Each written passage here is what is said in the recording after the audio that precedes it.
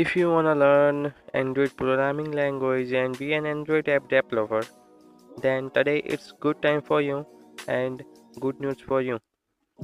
Today we will learn Android programming language in our phone without using internet and Wi-Fi. So to know this, watch this video till the end. Hey guys, me Raj. I welcome you to my channel Tech World Nepal.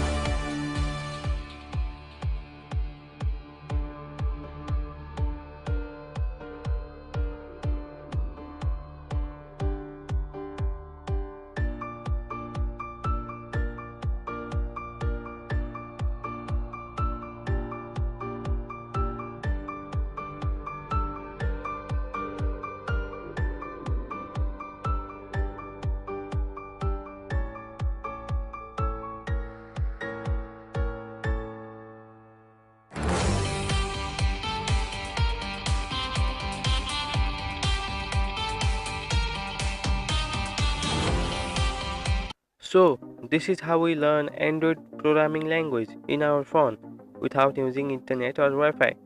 So, for more videos on new topics, like my videos and share it to your friends.